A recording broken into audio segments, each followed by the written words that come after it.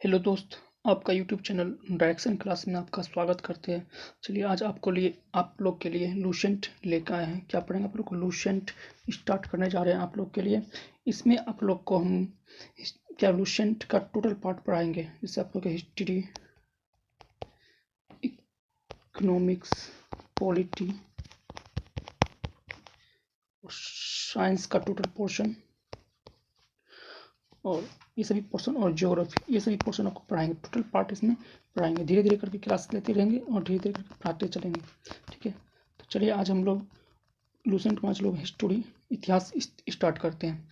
तो इतिहास जो है ना, हिस्ट्री का भी कितना 3 पार्ट में बांटा गया है। हिस्ट्री है, इसके 3 पार्ट में बांटा गया है।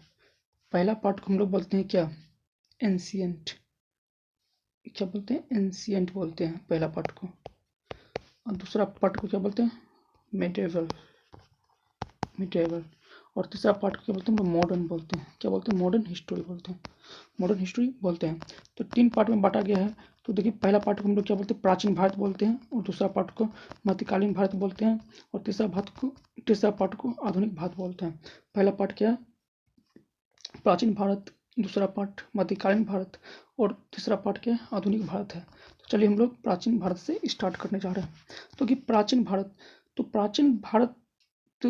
का इतिहास जो है ना, प्राचीन भारतीय इतिहास की जानकारी हमें 4 स्रोतों से प्राप्त होते हैं। पहला तो धर्म ग्रंथ से, उसके बाद ऐतिहासिक ग्रंथ से, उसके बाद विदेशियों के द्वारा जो ग्रंथ है उससे प्राप्त होते हैं।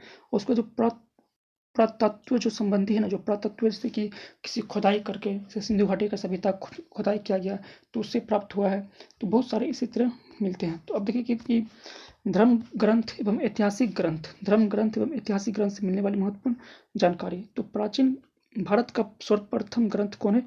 वेद है। पहला ग्रंथ कौन है भारत का? वेद है पहला ग्रंथ, जिसके संकलनकर्ता महर्षि कृष्ण देवपायन वेद व्यास को माना जाता है। जिसके संकलनकर्ता कौन थे? महर्षि कृष्ण देवपायन वेद व्यास को माना जाता है। तो वेद वसुदेव कुटुंब का उपदेश देता है।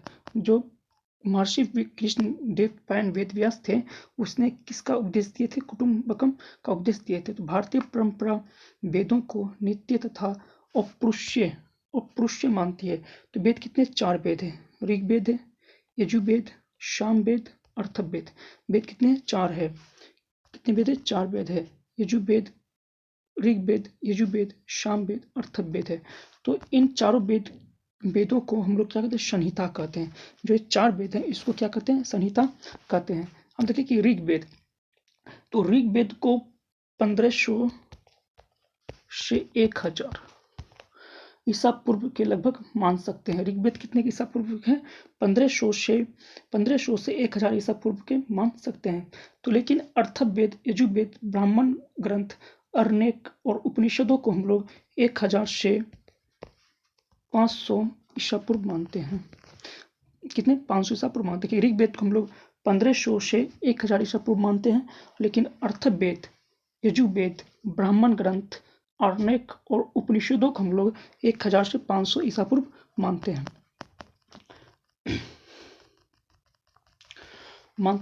देखिए कि ऋग्वेद में मुख्यतः देवताओं की स्तुतियां, परंतु बाद के साहित्य में स्तुतियों के साथ साथ कर्मकांड,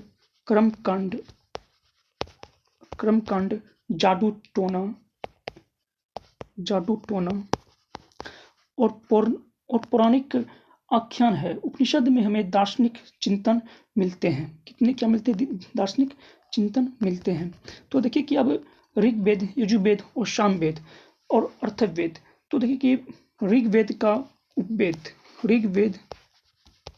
उपवेद है क्या? आयुर्वेद। ऋग्वेद का उपवेद क्या है? आयुर्वेद है। और यजुर्वेद का उपवेद क्या है? धनुर्वेद है। और देखिए कि ऋग्वेद का उपवेद क्या है? आयुर्वेद है। और यजुर्वेद का धनुर्वेद है। और सामवेद का यजुर्वेद क्या है? गंधर्व वेद है। क्या है? गंधर्व वेद है। सामवेद का यजुर्वेद कौन है? गंधर्व वेद है। और अर्थवेद का उपवेद शिल्प वेद है। अर्थवेद का उपवेद कौन है? शिल्प वेद है। साम वेद का गंधर्व वेद और अथर्व वेद का शिल्प वेद है, उपवेद है। देखिए ऋग वेद का जो विवरण मिलता है वो चिकित्सा शास्त्र से संबंधित है। ऋग वेद का जो विवरण है ये किससे संबंधित है? चिकित्सा शास्त्र से संबंधित है। और जो यजुर्वेद का विवरण है वह युद्ध कला से संबंधित है। यजुर्वेद किससे संबंधित है? युद्ध कला से संबंधित है। और सामवेद कला संगीति से संबंधित है। सामवेद क्या है? कला संगीति से संबंधित है। और अथर्ववेद जो है भवन निर्माण से संबंधित है। फिर सुन लीजिए, ऋग्वेद किससे संबंधित है? चिकित्सा शास्त्र से संबंधित है ऋग्वेद। और यजुर्वेद युद्ध कला से संबंधित है। यजुर्वेद किससे संबंधित है? युद्ध कला से संबंधित है। और सामवेद कला एवं संगीत से संबंधित है। अथर्ववेद भवन निर्माण कला से संबंधित है। चलिए हम लोग अब जानते हैं यजुर्वेद के ऋग्वेद के बारे में। तो ऋग्वेद ऋचाओं के क्रमबद्ध ज्ञान के संग्रह को ऋग्वेद कहा जाता है।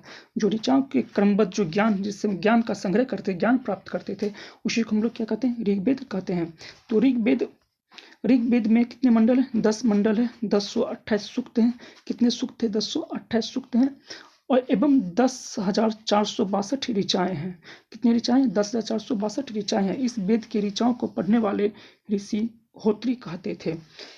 इस वेद से आर्य की राजनीतिक प्रणाली एवं इतिहास के बारे में जानकारी प्राप्त होती है। तो विश्वामित्र द्वारा रचित ऋग्वेद के तीसरे मंडल में सूर्य देवता सावित्री को प्रसिद्ध गायत्री मंत्र समर्पित है। देखिए कि 9वें मंडल में सोम देवता का उल्लेख है। 9वें मंडल में क्या है? सोम देवता का उल्लेख है। किस मंडल में? 9वें मंडल में। अब देखिए 8वें मंडल की हस्तलिखित ऋचाओं को शिखिल कहा गया है। और चातुर्वर्णीय समाज की कल्पना आदि का स्रोत ऋग्वेद के 10वें मंडल में पुरुष सूक्त है, जिसके अनुसार 4 वर्ण है, ब्राह्मण, क्षत्रिय, वैश्य तथा शूद्र है। देखिए आदि पुरुष ब्रह्मा के क्रमशः। तो देखिए कि जो ब्राह्मण है ना वो मुख से उत्पन्न हुए हैं। ब्राह्मण किससे उत्पन्न हुए? मुख से। क्षत्रिय भुजाओं से, और वैश्य जंघाओं से, और शूद्र चरणों से उत्पन्न हुए हैं। तो धर्मसूत्र 4 प्रमुख जातियों को स्थितियों, व्यवसायों और दायित्वों, कर्तव्यों और विशेषाधिकारों को स्पष्ट विभेदित करते हैं। अब देखिए कि ईसा एवं ईसवी। तो वर्तमान में प्रचलित ग्रेगोरियन कैलेंडर, ईसाई कैलेंडर या जूलियन कैलेंडर ईसाई धर्म ईसा मसीह के जन्म वर्ष पर आधारित है। जो कि देखिए जो हम लोग कैलेंडर जो यूज ग्रेगोरियन कैलेंडर है, जैसे कि कैलेंडर के बारे में आप लोग रीजनिंग में भी पढ़े होंगे। तो जो कैलेंडर हम लोग यूज करते हैं वो ग्रेगोरियन कैलेंडर है।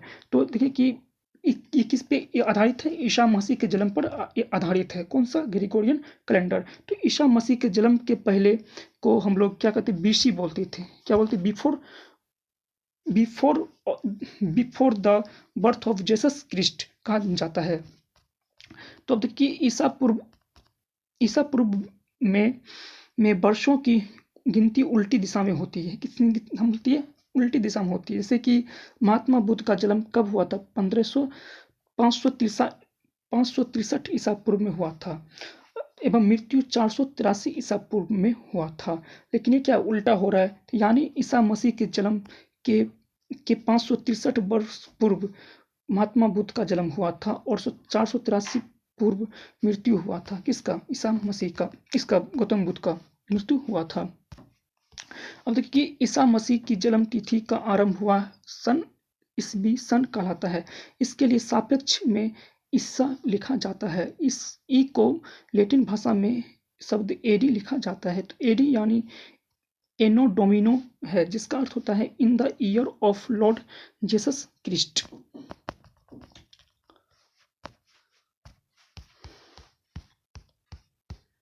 अब देखिए वामना अवतार के पगों का आख्यान का प्राचीनतम स्रोत ऋग्वेद में है। जो वामन अवतार जो किस मान ली, तो उसका आख्यान किसमें? प्राचीनतम स्रोत ऋग्वेद में है। तो ऋग्वेद में इंद्र के लिए 250 तथा अग्नि के लिए 200 ऋचाओं की रचना की गई है।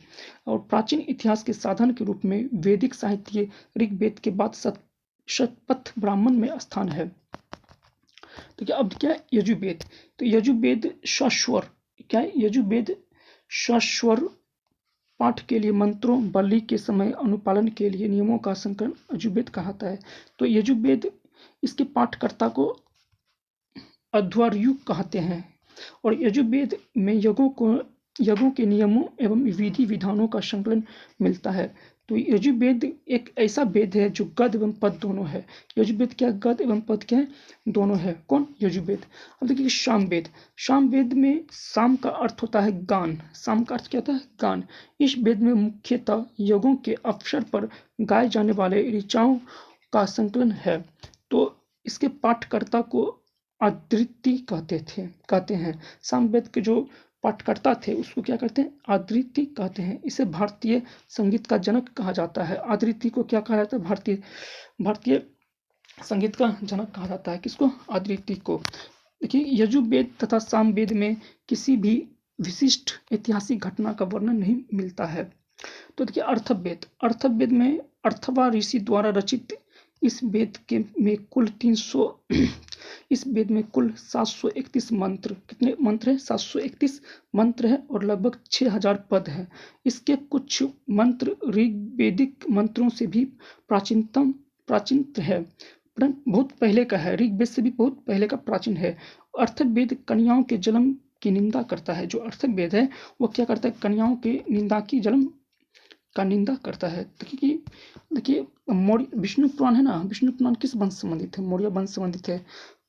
मत्स्य पुराण आंध्र सातवाहन वंश से संबंधित है। वायु पुराण गुप्त वंश से संबंधित है। अब देखिए कि ऐतिहासिक दृष्टि से अर्थवेद का महत्व इस बात में है कि इसमें सामान्य मनुष्य में विचारों अंधविश्वासों का विवरण मिलता है। देखिए अर्थवेद में है ना, इसमें मनुष्य की अंधविश्वास जैसे होता है ना कि जादू टोना, कुछ भी भूत प्रेत पिशाच, ये सब के बारे में विवरण मिलता है। किसमें, अर्थवेद में। तो ये पृथ्वी सूक्त अर्थवेद का प्रतिनिधि सूक्त माना जाता है। जो पृथ्वी सूक्त है अर्थवेद का प्रतिनिधि सूक्त माना जाता है। इसमें मानव जीवन के सभी पक्षी गृह निर्माण, कृषि उन्नति, व्यापारिक और क्या मार्गों का गहन, रोग निवारण, समन्वय, विवाह तथा परिणय गीतों, राजभक्ति, राजा का चुनाव, बहुत सी वनस्पतियों एवं औषधियों, साफ वशीकरण, प्रायश्चित, जादू टोना, मातृ महत्व का विवरण आदि किया गया है। कुछ मंत्रों में जादू टोना का भी वर्णन है। तो अब देखिए कि अर्थवेद में परिचित में कुरुओं का राजा कहा गया है। अर्थवेद में परिचित को कुरुओं का राजा कहा गया है तथा कुरु देश की समृद्धि का अच्छा विवरण चित्रण है। तो अब देखिए कि फिर इसमें सभा एवं समिति को प्रजापति की 2 पुत्रियां कहा गया है। देखिए कि इसमें जो अर्थवेद में है, जो सभा होते थे, जैसे अभी भी देखते होंगे आप लोग की सभा करते हैं, गांव में भी सभा करते हैं, या समिति को प्रजापति की 2 पुत्रियां कहा गया है। सभा, पहला हो गया सभा, दूसरा क्या है, समिति। ये दोनों को क्या कहा गया है, प्रजापति की 2 पुत्रियां कहा गया है। तो अब देखिए कि सबसे प्राचीन वेद ऋग्वेद में सबसे बाद का वेद अर्थवेद है। सबसे प्राचीन वेद कौन सा है, ऋग्वेद है। सबसे प्राचीन वेद कौन सा है, ऋग्वेद है। सबसे प्राचीन वेद ऋग्वेद है और सबसे बाद का वेद कौन है, अर्थवेद है। सबसे प्राचीन वेद ऋग्वेद, सबसे बाद का वेद अर्थवेद है। अब ये शिक्षा, ज्योतिष, कल्प, व्याकरण, निरुक्त तथा छंद है। तो भारतीय ऐतिहासिक कथाओं का सबसे अच्छा क्रमबद्ध विवरण पुराणों में मिलता है। भारतीय जो ऐतिहासिक है, इसका जो कथा है, इसका सबसे अच्छा विवरण कहाँ मिलता है, विवरण पुराण में मिलता है। जैसे वायु पुराण हो गया, मत्स्य पुराण हो गया, विष्णु पुराण हो गया, इस सब में क्या मिलते हैं। अब इसके रचयिता लोमहर्ष तथा उनके पुत्र अग्रशर्वा माने जाते हैं। जो पुराण है उनके रचयिता कौन है, लोमहर्ष, और उसके पुत्र कौन, अग्रशर्वा है। इसकी संख्या कितनी, 18 है।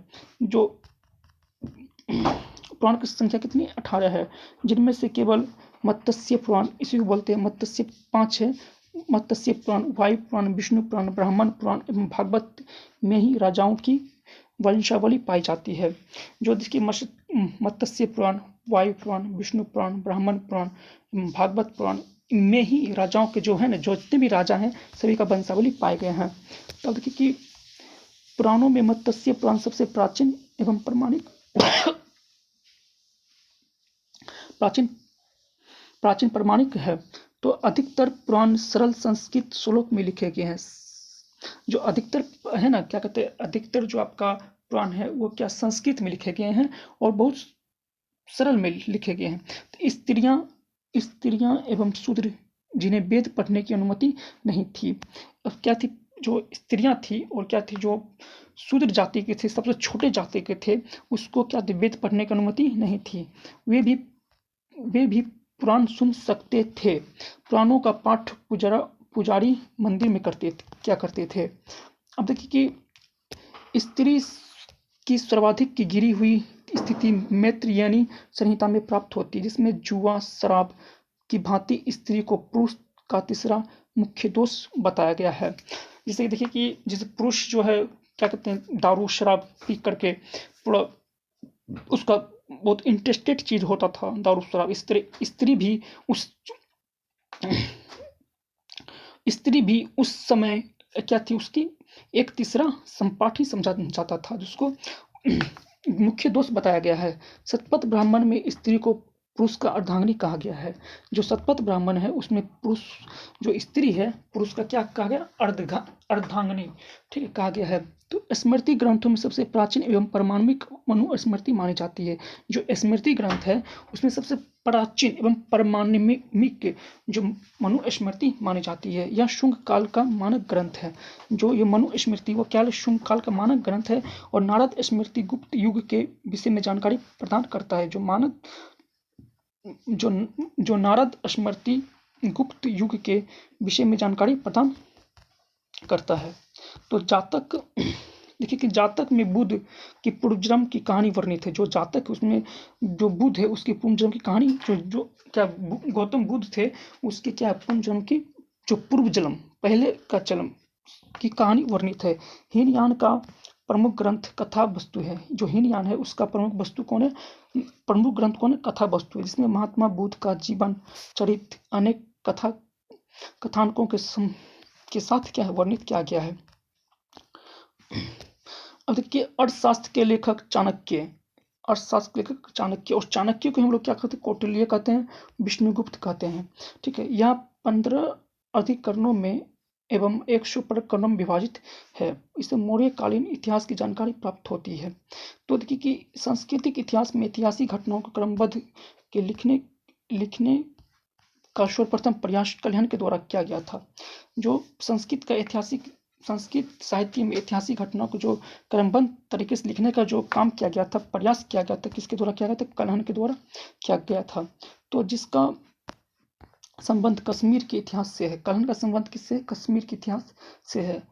अरब की सिंध विजय का वृत्तांत चर्चनामा के लेखक कौन है, अली अहमद है। तो अष्टाध्यायी के लेखक कौन है, पाणिनि है। अष्टाध्यायी के लेखक कौन है, पाणिनि है।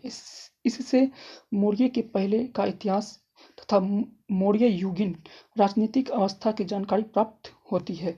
कात्यायन की गौड़गी संहिता ज्योतिष ग्रंथ है, फिर भी इसमें भारत पर होने वाले यमन आक्रमण का उल्लेख मिलता है।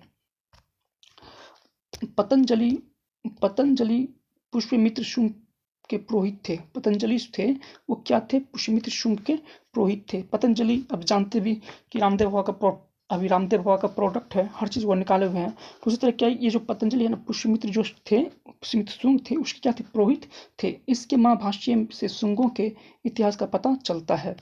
तो ठीक है दोस्तों, आज यहीं तक रहने देते हैं। इसके बाद फिर हम लोग सेकेंड पार्ट में लेकर आएंगे लूसेंट के लिए और बहुत सारे मज़ेदार टॉपिक, और आप लोग बने रहिए। Thank you.